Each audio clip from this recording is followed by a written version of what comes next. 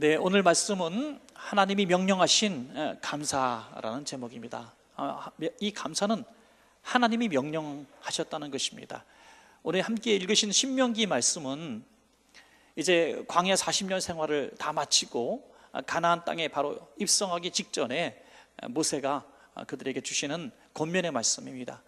아시는 대로 모세는 이스라엘 백성을 구원하고 40년 광야의 지도자로 이렇게 열심히 사역했지만은 가나안 땅에 들어가지는 못했습니다. 그래서 이 모세는 걱정했습니다. 이제 가나안 땅에 들어간 이후에 그들이 그 노예에서 해방되었던 그 은혜, 그리고 광야 생활 40년 가운데 하나님이 만나와 메추라기를 통해서 인도하신 그 은혜들을 금방 잊어버릴까 봐 두려웠던 것입니다. 그래서 그 두려웠고 떨리는 마음으로 오늘 이 신명기 말씀을 주시는 것입니다. 특별히 신명기 오늘 26장은 바로 그런 말씀인데요, 26장 1절에 보시면 내 하나님 여호와께서 내게 기업으로 주어 차지하게 하실 땅에 내가 들어가서 거기에 거주할 때에, 다시 말씀드려서 가나안 땅에 이제 거하게 될 때에 너희는 이렇게 감사하라, 이 감사의 삶에 대해서 말씀하고 있는 것입니다. 물론 모세가 가나안 땅에 같이 들어갈 수 있었더라면 오늘 신명기 이 말씀은 없었을 겁니다.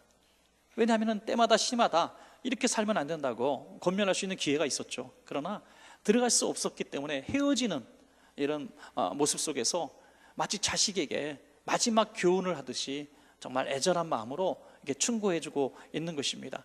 사랑하는 여러분, 오늘 우리가 감사절을 보내면서 오늘 모세의 말씀이 우리에게 주시는 말씀으로 받아야 하는 것입니다. 왜냐하면 우리도 이스라엘 백성과 마찬가지이기 때문입니다.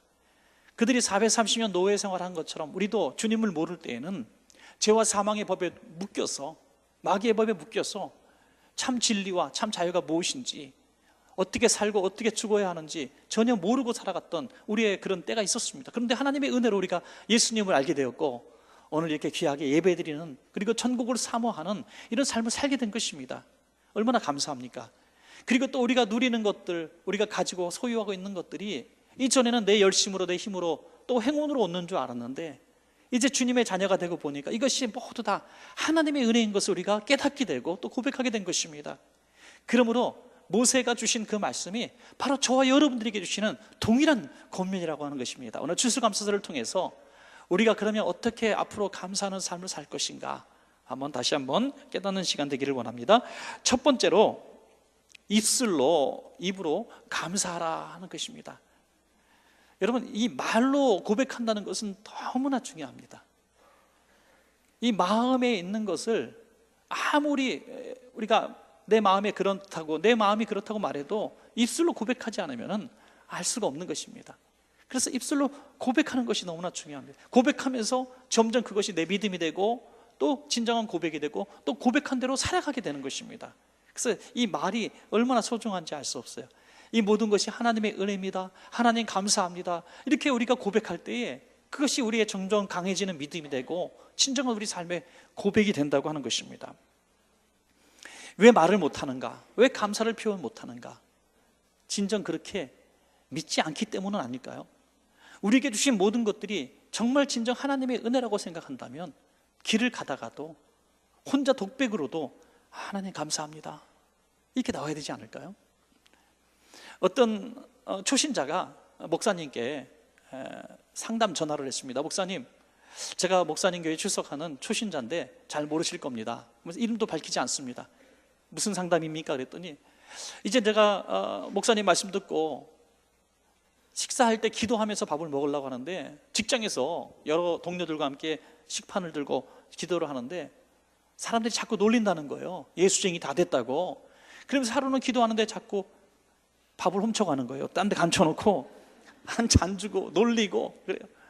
그래서 좀 너무한다 싶어서 식판을 양쪽에 딱 붙들고 다 지키면서 기도했더니 야, 식판도 못 지켜주는 예수를 뭐하러 믿냐 하면서 또 놀리더라는 거예요. 그래서 예수 믿는 것이 너무나 불편하고 놀림당하고, 그래서 식사 기도를 꼭 식사를 놓고 해야 됩니까? 미리 하면 안 됩니까? 이런 상담이에요. 네. 그러니까 미리 음식을 받기 전에 사무실에서 기도하고 나오겠다는 거죠. 그래서 목사님이 이렇게 조언해 주셨대요. 눈 뜨고 기도하세요. 눈 뜨고 경기하면서 기도하시라고. 여러분, 뭐 이걸 뭐 비하시키거나 조롱하는 얘기는 아닙니다. 우리가 믿음의 수준에 따라서 그럴 수도 있다는 거죠. 얼마든지. 그렇지만 감사라고 하는 것은 다른 것이죠. 정말 하나님이 주신 음식이라고 생각한다면 감사해야 되겠죠. 우리 동일한 상황이라고 할지라도 이 식사가 정말 3일 동안 굶었는데 주신 이 식사라고 합시다. 그걸 붙들고 누가 뭐라 그러든지 감사기도 하지 않겠어요? 하나님 너무 감사합니다. 내가 3일 만에 처음 식사를 하는군요.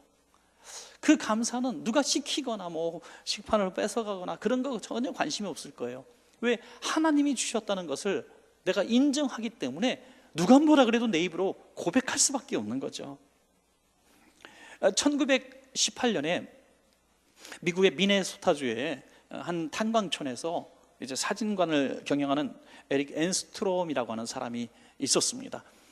아주 열악한 지역에 가난한 사람들이 사는 지역이었기 때문에 그렇게 뭐 귀한 손님들은 별로 오지 않았을 겁니다. 그런데 하루는 아주 남루한 옷을 입은 백발의 어르신께서 이제 자파를 팔러 들어오셨어요.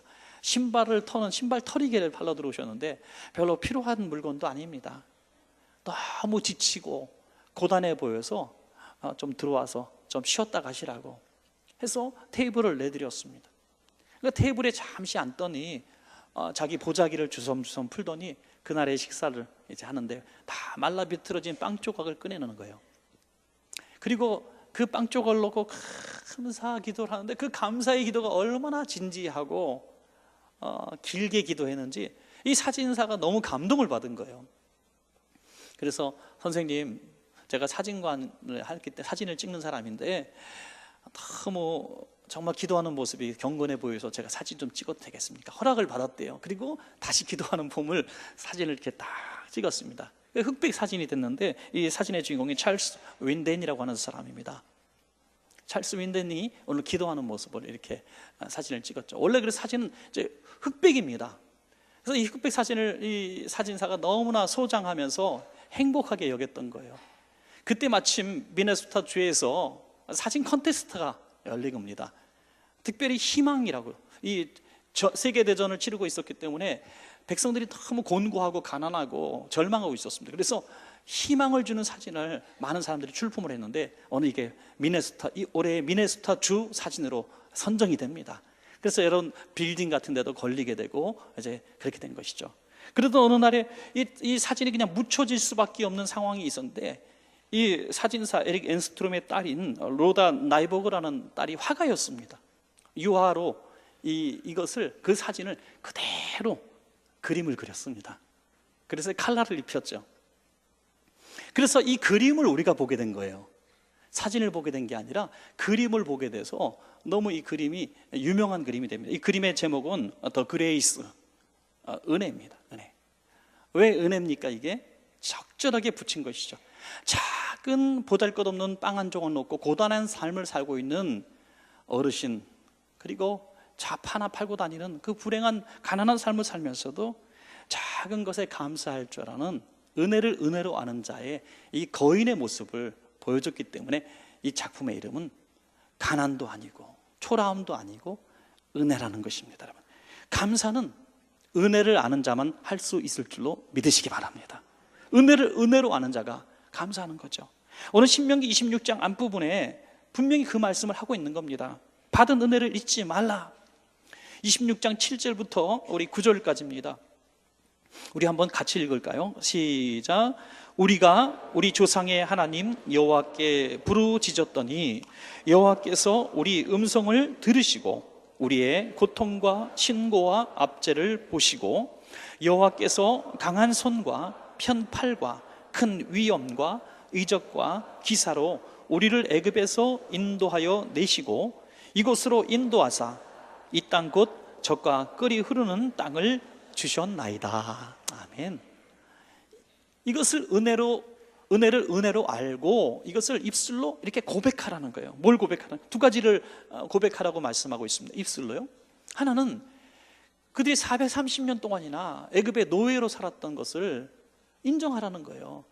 그리고 광야 생활 40년 가운데 그 고통의 시간들을 보낸 것들 인정하라는 겁니다. 그런데 하나님의 은혜로 그 애굽에서 또 광야에서 인도하셨다는 그 인도, 해방을 주신 그 사건에 대해서 기뻐하고 감사하는 겁니다.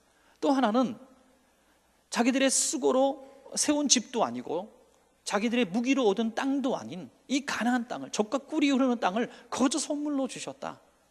이제 오래 살게 되면은 은혜가 일상이 되어지면 은혜가 안 되는 거죠. 매일같이 받는 은혜이기 때문에 은혜라고 생각되지 않는 거예요.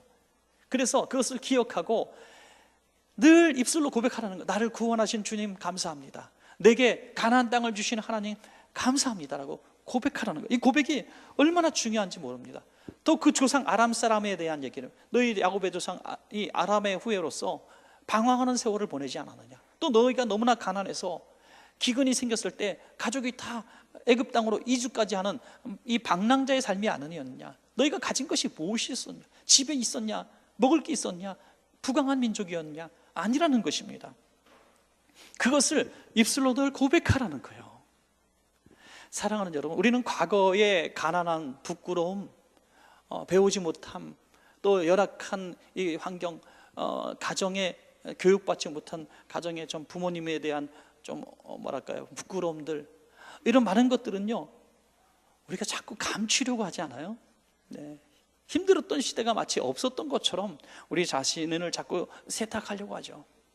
그런데 진정한 힘은 그것들을 자꾸 얘기하는 데서, 역사를 자꾸 이야기하는 데서 내일의 삶이 아름다워질 수 있다고 오늘 성경은 말씀하고 있는 것입니다. 우리가 매일같이 누리는 것들이 사실 과거에 그렇게 사모했던 것들이 아닌지는 모르겠습니다. 어떤 분은 정말 빈몸으로 서울에 올라와서 고생하고 남의 집 살림하고 공장에서 일하고 신문 돌리고 우유 배달하면서 그렇게 고학으로 공부해서 오늘 그래도 가정을 이루고 집도 사고 뭐 이런 모습들이 얼마든지 우리 가운데 흔한 경우입니다. 우리가 그럴 때에 그 과거를 덮어버리고 잊어버리는 것이 꼭 잘하는 것인가? 그렇지 않다는 거예요.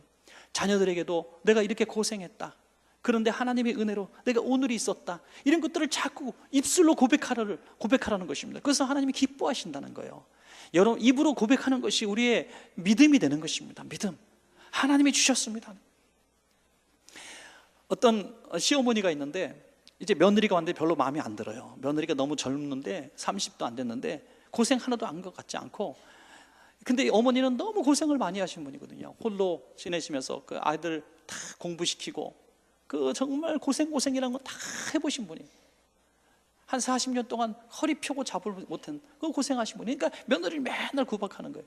그러던 어느 날에 며느리가 입을 열어서 자기가 8살 때부터 고생했던 얘기들을 꺼냅니다. 그랬더니 깜짝 놀라는 거예요. 며느리도 그런 아픔이 있었던 거예요. 너무 가난한 집안에서 고생했더니. 그러니까 그 순간에 밖으로 뛰어나가더니 통곡을 하고 이 시어머니가 울기를 시작합니다. 제가 텔레비전에서 본 건데, 예, 이게 실화예요, 실화. 근데 지나가다가 잠깐 본 거예요. 제가 집중해서 본 게 아니라. 예. 그걸 보면서 제가 굉장한 깨달음을 하나 얻었어요. 사람들이 모두 나만 고생했는 줄 알아요. 나만. 다 내가 최고의 불행한 과거를 지냈고 내가 오늘 어떻게 살아서 내가 오늘 가진 이렇게 일어났는데 하는 것을 굉장히 막 쟁취한 것들을 놓치지 않으려고 해요. 그런데 사실 모두가 고생했더라고요. 모두가 힘든 세월들이 다 있었더라고요. 중요한 것은 오늘 이렇게 좋은 것이 내 힘으로, 내 능력으로 내가 정말 열심히 살아서 내가 얻은 것들이라고 생각하는 것이 바로 불신앙이라는 거예요. 이 믿음은 뭐냐면, 내가 이렇게 어려웠던 시대가 있었음에도 불구하고 지금 하나님이 은혜를 주셔서 내가 이만큼 되었다, 이렇게 고백하는 것이 은혜를 아는 믿음이라는 것입니다. 만약에 하나님의 은혜가 없었더라면 그 고생이 지금도 고생인 것이에요. 하나님의 은혜라고 그 아픔과 오늘의 은혜를 입술로 고백하는 것이 추수감사절에 귀한 하나님의 드리는 추수감사 예물이 될 줄로 믿습니다. 그래서 한번 이렇게 고백합시다. 따라합시다. 모든 것이 다 하나님의 은혜입니다. 하나님 감사합니다. 아멘. 이것을 하나님이 기뻐 받으시는 추수감사 예물이 되는 줄로 믿습니다. 자, 두 번째로 모든 소산의 만물과 11조를 드려라 말씀하고 있습니다. 이제는 입술로 고백한 이후에는 하나님께 드리는 물질에 대해서 말씀하고 있는데요, 첫 번째는 모든 소산의 만물이죠. 신명기 26장 10절입니다. 여호와여, 이제 내가 주께서 내게 주신 토지 소산의 만물을 가져왔나이다 하고 너는 그것을 내 하나님 여호와 앞에 두고 내 하나님 여호와 앞에 경배하라. 토지 소산의 만물, 근데 누가 주신 겁니까? 주께서 내게 주신 토지 소산의 만물. 가나안 땅은요, 자기들이 얻은 땅이에요. 430년 노예, 40년 광야 생활, 무려 500년 동안 그들은 자기 땅을 가진 적이 없어요. 그러다가 500년 만에 땅을 가진 거예요. 500년 만에. 그리고 그것을 농사를 져서 첫 소산을 딱 얻었을 때 그 가장 첫 번째 얻은 맛 소출을 여호와 하나님 앞에 제단 앞에 가지고 막 뛰어가라는 거예요. 뛰어가서 제단 앞에 두고, 주님, 500년 만에 얻은 우리의 소출입니다.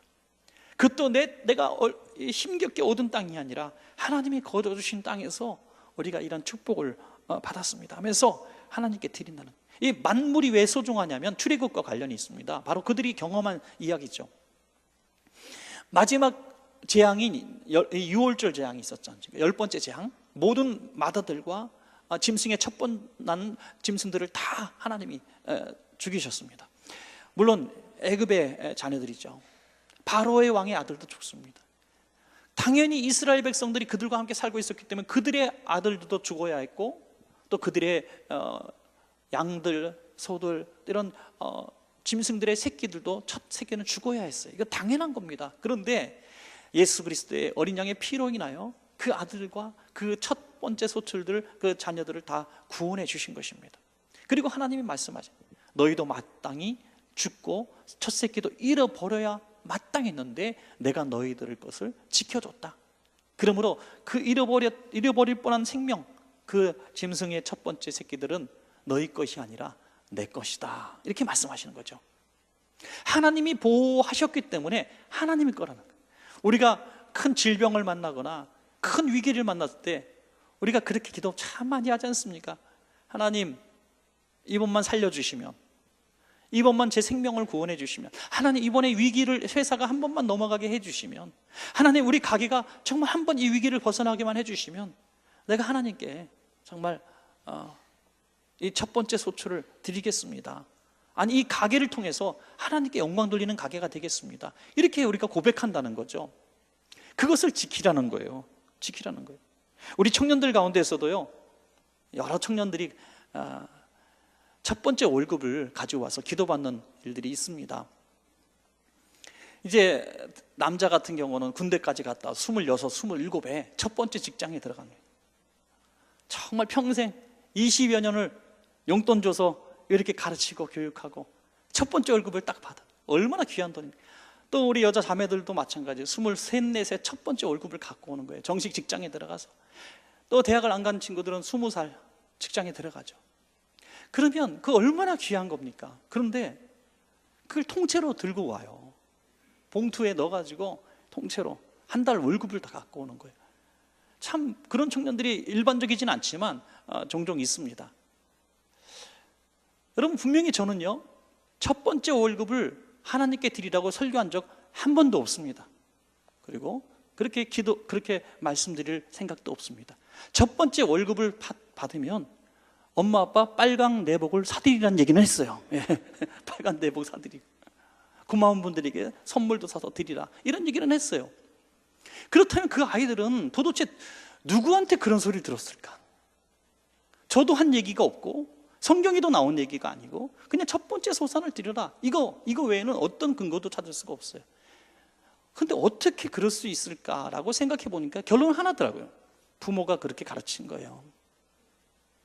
믿음의 부모님이 그렇게 가르치신 거예요. 야, 너 첫 번째 월급은 하나님께 드려라. 다 하나님의 은혜지 않냐? 너 지금까지 이렇게 건강하게 공부시키시고 직장에 들어가게 하신 분이 하나님이니까 너 하나님께 한번 이번에 하자, 헌신하자, 이렇게 가르쳤기 때문에 그 아이가 기쁨으로 갖고 오는 거죠. 첫 번째 월급 가지고 핸드폰도 사고 옷도 사고 싶고 가방도 사고 싶고 그럴 텐데 기쁨으로 갖고 오는 거예요. 그런 모습 보면서 이 아이는 감사를 아는 아이구나. 하나님이 그것만 갚아주시겠습니까? 믿음이, 저는 그 아이가 얼마나 큰 복을 받을지 기대가 되어지는 것입니다, 여러분. 그러므로 의무라기보다 믿음의 수준대로 하나님은 축복을 하시는 것입니다. 또한 모든 소산의 11조를 드리라 하면서 말씀하시는데, 신명기 26장 12절에 셋째 해 곧 11조를 드리는 해에 내 모든 소산의 11조 내기를 마친 후에 라는 말씀이에요. 성경의 11조를 여러 곳에서 말씀하고 있는데 특별히 두 종류의 11조를 말씀하고 있어요. 매해 소출해서 드리는 11조, 정기적인 11조가 있고, 오늘 여기 11조는 좀 다른 11조를 말씀하고 있어요. 3년마다, 안식년을 기준으로 3년마다 이제 11조를 드리는 또 다른 11조입니다. 이 11조는 국리의 여김을 위해서, 가난하고 어려운 사람들을 위해서 드리는 특별 11조라고 볼 수가 있습니다. 어떤 분은 이 11조에 대해서 강하게 얘기하지 않는 것이 목사의 직무유기다, 이렇게 말씀하시는 분도 있어요. 저는 어쨌거나 보통 목사님들이 하는 말씀처럼 헌금 강조를 진짜 저는 잘 못합니다. 교인들이 시험 들어서 교회를 떠날까 신천지로 갈까 걱정이 돼가지고 함부로 말을 못하겠어요. 그게 사실입니다. 목사님들이 모이면 그런 얘기를 해요. 설교 시간에 절대 헌금 얘기하지 마라. 특별 헌금, 특별히 건축 헌금 이런 거 강조하지 마. 그냥 어떻게든지 붙어서 은혜 받고 어떻게든지 그냥 신앙 잘 지키고, 이렇게 말씀들을 합니다. 그렇지만 어느 한 부분에서는 목사님들이 모두 동의하는 부분이 있어요. 그것은 11조를 강조하지 않는 것은 직무유기라는 거죠. 왜냐하면 성도가 복을 받는 것은 목사의, 복받게 하는 것은 목사의 중요한 직무라는 것입니다. 저도 우리 원천교회 성도님들이 말씀대로 살아서 복받기를 정말 원합니다, 여러분. 근데 제가 이 11조 설교를 정말 저는 잘 못해요. 여러분들이 불편한 분들이 참 많을 수 있을 것 같아서. 그런데 11조는 하나님이 주신 모든 것들을 인정하는 사람이라면 당연히 해야 되는 의무고, 이것은 감사헌금을 여러분 안 드려도 괜찮아요. 주일헌금 좀 빼먹어도 괜찮아요. 목적헌금, 특별헌금 좀 안 드려도, 심지어 건축헌금 하나 안 드려도 저는 뭐라 그러지 않습니다. 그러나 11조는 명령입니다, 여러분. 명령이요. 말라기 3장 8절에 말씀하십니다. 사람이 어찌 하나님의 것을 도둑질하겠느냐? 그러나 너희는 나의 것을 도둑질하고도 말하기를 우리가 어떻게 주의 것을 도둑질하였나이까 하는도다. 이는 곧 11조와 봉헌물이라. 봉헌물이라. 그래서 11조는 뭐냐면 넉넉해서 드리는 게 아니라, 남아서 드리는 게 아니라, 하나님이 주셨다는 것을 인정하는 사람은 당연히 드린다는 거예요. 국가에도 세금을 드리지 않습니까? 국가에도 세금을 드리는 걸 당연하게 여기는 거예요. 여러분 세금 열심히 내시기 바랍니다. 이거는 정말 국민의 의무예요. 마찬가지로 11조는 하나님에 대한 의무라고 하는 것입니다. 우리 추수감사절의 정신이 바로 11조 정신이거든요. 추수감사절의 첫 번째 성경적 근거가, 기원이 바로 오늘 말씀이에요. 오늘 말씀. 노예로 살던 그들을 하나님이 구원하시고 가나안 땅을 선물로 공짜로 주셨어요. 그냥 더 공짜로 주신 거예요. 해방과 함께 이 땅과 집을 거저 주셨어요. 그러니까 거기서 자유와 또 노동을 통해서 열심히 일해서 소출을 얻었던 거예요. 이 소출의 10의 1조를 떼어서 가난한 사람들을 초청하고 고아와 가부와 객들, 레위인과 함께 즐겁게 잔치를 7일간 벌인 것이죠. 7일 동안의 잔치, 이것이 추수감사절의 성경적 기원이고요. 또 가까운 유래는 언제입니까? 바로 17세기 영국 청교도들이 미국으로, 신대륙으로 이제 가게 되죠.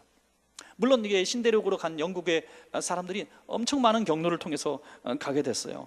거기에 특별히 이제 폴리머스 쪽으로 가는 이 청교도들이 한 해가 지나기 전에 절반이나 죽고 맙니다. 인디안들의 공격과 가난한 사람들이었기 때문에 먹는 영양실조, 또 풍토병, 이런 것들 추위 때문에 절반이 죽었어요. 하나님을 얼마나 원망해야 될까요? 우리가 신앙의 자유를 찾아서 대서양을 건너서 신대륙에 왔는데, 아니 한 해가 지나기 전에 절반이 죽었느니 이게 도대체 뭡니까? 원망할 만한데, 그 봄이 되었을 때 이제 파종하고 씨를 뿌리고 다 해서 가을에 첫 소출을 얻은 거예요. 얼마나 보잘것 없습니까? 그런데 그것을 자기들만 먹지 않고 그래도 우호적이었던 인디안들과 주변의 가난한 사람들을 초청을 합니다. 그래서 하나님이 주신 것을 우리만 먹을 수 없다. 그러면 나눠줍니다. 그리고 함께 3일 동안 잔치를 벌여요. 추수감사 축제가 여기서 나온 겁니다. 그래서 오늘 우리 오늘 저녁에도 추수감사 기간별 페스티벌이 열리게 되는 거죠. 여러분, 그래서 구약의 감사절이나 이 청교도들이 보여줬던 추수감사들의 기원은요, 많이 주셔서 감사한 게 아니라는 거예요. 많이 주셔서 감사한 게 아니라 주셔서 감사하는 겁니다. 할렐루야. 주셔서 감사하는 거예요. 이건 하나님이 주셨다는 것을 인정하는 사람만이 할 수 있는 거죠. 그러므로 이번 추수감사절에 우리가 아름답게 하나님 앞에 드리는 모든 것들은 물질이 정말 추수감사 예물이 많고 적고를 떠나서 우리 이렇게 오늘 마음을 가지고 하나님 앞에 드리는 겁니다. 하나님이 주신 것을 인정하고 제가 그 증거를 드립니다. 이런 마음으로 앞으로도 감사 예물 드리시기를 축복합니다. 마지막 세 번째는 하나님이 주신 그 받은 복으로 이웃에게 베풀라. 이것이 추수감사절의 명령입니다. 베풀라. 신명기 26장 12절 후반부터 13절까지 제가 읽어드리겠습니다. 그것을 레위인과 객과 거아와 과부에게 주어 내 성읍 안에서 먹고 배부르게 하라. 그리할 때에 내 하나님 여호와 앞에 아뢰기를 내가 성물을 내 집에서 내어 레위인과 객과 고아와 과부에게 주기를 주께서 내게 명령하신 명령대로 하였사오니 내가 주의 명령을 범하지도 아니하였고 잊지도 아니하였나이다. 여기 두 부분으로 나눠지죠. 레위인을 따로 띄고요, 그 다음에 나그네와 고아와 과부, 사회적 약자들을 이렇게 또 분리해 놓고 있습니다. 레위인은 가나안 땅에 입성했을 때 다른 지파들과 함께 이 땅을 배분받지 못했어요. 그러니까 농사질 땅이 없는 사람이. 왜 그렇게 했냐면 이분들은 오직 주의 일만 하라는 거예요. 성전을 중심으로 오직 주의 일만 하는 거예요. 성전의 업무만 하는 겁니다. 전업 사역자들이에요. 오늘날 치면 목사님들 또는 교회에서 일하는 사무 직원들이죠. 이렇게 열심히 교회 일만 감당하는 사람은 땅이 없고 농사질 것이 없고 소출이 없잖아요. 그러니까 나머지 다른 지파들이 11조를 들여서 그들을 먹이라는 거죠. 그들을 열심히 주의 일만 할 수 있도록 도와주는. 고아와 과부와 나그네는 뭡니까? 오늘날 오늘날 성경을 쓴다면은 아마 여기다가 아마 장애를 가진 사람들, 뭐 전쟁으로 고통받는 사람들, 뭐 어떤 질병에 특별한 질병으로 고통받는, 이렇게 다 뭐 구체적으로 썼을지도 모르겠어요. 그러나 고아와 과부, 나그네 이런 사람들을 이렇게 쓰신 것은 대표적으로 사회적 약자들을 말씀하실 때 늘 이렇게 말씀하셨어요. 그리고 주님은 말씀하십니다. 그들에게 선행을 베푼 것이 곧 내게 한 것이라. 내게 한 것이라. 추수감사절의 정신은 하나님께서 주신 것들을 너무 감사한 마음으로 또 다른 하나님의 사람들에게 베푸는 것입니다. 가깝게는 우리 같이 영적인 지도자들과 또 우리 주변에 있는 가난한 사람들, 우리 성읍 안에 거하는 가난한 사람. 그래서 우리는 이렇게 결심해야 되죠. 하나님, 우리 교회가 이만큼 부유하게 되었으니 우리 교회 주변에 있는 사람들을 우리 교회가 책임지게 해주십시오. 여러분, 기업을 갖고 있는 분들은 이렇게 해요. 하나님, 우리 기업에 이렇게 복을 주셨으니 적어도 우리 기업을 다니는 우리 기업의 식구들과 우리 기업의 가족들, 또 기업에 있는 그 지역의 사람들에게 우리가 선한 영향력을 끼치는 기업이 되게 해주십시오. 꼭 교회만 그런 일을 하는 게 아니거든요. 이렇게 선행을 우리가 베풀 때에 하나님이 야, 너희가 감사할 줄 아는구나 라고 생각하신다는 거예요. 우리는 우리의 역량으로 선행을 베풀고 구제하고 사랑을 베푼다고 자랑스럽게 여깁니다. 막 사진도 찍고 신문에도 냈으면 좋겠다라고 생각하고, 야, 우리가 이렇게 정말 기아와 전쟁에 시달리는 사람들에게 이렇게 물질을 줬다, 그들을 먹여 살렸다, 이걸 자랑하고 싶을지 몰라요. 그러나 하나님이 보시는 관점은 뭐냐면 그것도 내가 준 건데 라고 하는 거죠. 그것도 내가 준 건데 왜 내한테 영광 안 돌리고 자기들이 마치 자기들이 한 것처럼 하네? 추수감사 정신에 위배된다는 거예요. 우리가 선행을 하고 구제를 하고 국력 있는 사역을 할 때 이렇게 하라는 거예요. 하나님이 주신 것들을 가지고 우리가 하나님의 기쁨이 되는 일을 하고 있습니다 하는 거죠. 신명기 26장에 바로 이렇게 말씀하고 있는 거예요. 다 모든 것이 하나님이 주신 것이라고 하는 것을 인정할 때에 선행을 베풀 수 있다. 여러분, 그렇습니다. 내가 열심히 일해서 내가 모은 돈, 내가 모은 재산, 가치라고 생각하면 우리는 아무것도 할 수 없습니다. 왜? 내 거니까. 그런데 하나님이 주셨다는 것을 인정하는 추수감사 정신을 갖고 있으면 하나님이 기뻐하시는 일에 내가 순종할 수 있는 거죠. 왜? 주님이 주신 거니까 주님의 일을 하는 거예요. 신명기 26장 8절에 우리를 애굽에서 인도하여 내시고, 애굽에서 인도하신 분이 하나님이시다. 9절에 이 땅 곧 젖과 꿀이 흐르는 땅을 주셨나이다. 우리에게 가정과 직장과 사업을 주신 분이 하나님이라는 거예요. 10절에 주께서 내게 주신 토지 소산의 만물을, 이 토지조차 하나님이 주셨으니 만물을 드려야 된다는 거예요. 11절에 내 하나님 여호와께서 너와 내 집에 주신 모든 복으로, 우리에게 주신 것이 다 하나님이 주셨다는 거죠. 그러므로 부탁이 아니라 명령인 줄로 믿습니다. 부탁이 아니에요. 명령입니다. 명령이에요.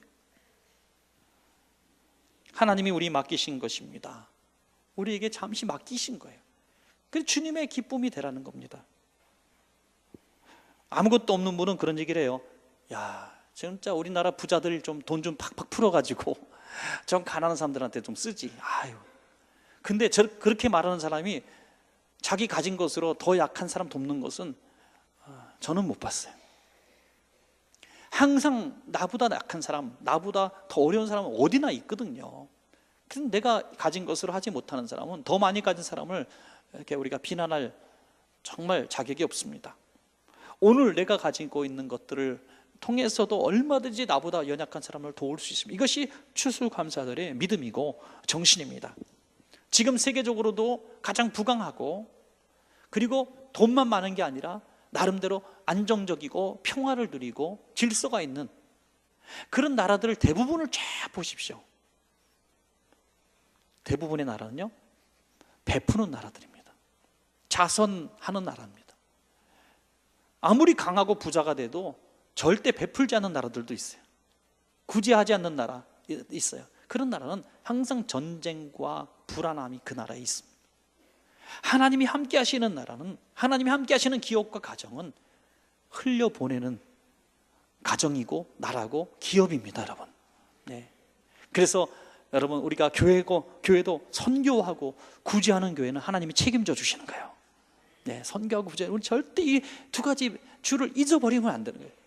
주님, 선교하는 일에, 구제하는 일에 우리가 다른 건 좀 소홀히 해도 이건 놓치지 않게 해주십시오. 왜? 이것이 하나님이 주신 것들에 대한 당연한 의무라는, 기업도 가정도 자녀 교육도 그렇게 할 수만 있다면 하나님이 더 큰 복으로, 끊임없는 끊어지지 않는 복으로 채워주실 줄로 믿습니다. 여러분 말씀을 맺겠습니다. 오늘 가나안 땅에 들어가기 직전에 백성들에게 주신 말씀은 바로 우리에게 주신 말씀이에요. 세 가지입니다. 아주 쉽게 말씀드려서 입술로 하나님께 감사하라. 입술로 하나님께 먼저 감사하는 것입니다. 그리고 첫 소산과 우리의 소득의 11조를 통해서 하나님께 돌려보내라, 인정하라. 그리고 세 번째, 우리 주변에 있는 사람들, 연약한 사람들에게 내가 흘려보내서 그들과 함께 나눠라. 이런 삶이 가능한 것은 모든 것이 하나님께로부터 왔다는 것을 인정하는 기본적 믿음에서 가능한 줄로 믿습니다. 여러분, 이게 추수감사절의 정신입니다. 오늘 이렇게 살아서 우리는 어떤 복을 기대하느냐? 신명기 26장 19절에 그런즉 여호와께서 너를 그 지으신 모든 민족 위에 뛰어나게 하사, 그렇게 사는 가정의 자녀들이 세계적인 인물들이 나올 줄로 믿습니다. 찬송과 영예와 영광을 삼으시고 그가 말씀하신 대로 너를 내 하나님 여호와의 성민이 되게 하시리라. 하나님이 버리지 않으시는, 하나님이 붙드시는 신앙의 명문가 될 줄로 믿습니다. 이러한 복된 삶을 추수감사절 정신을 통해서 받기를 다시 한번 축원드립니다.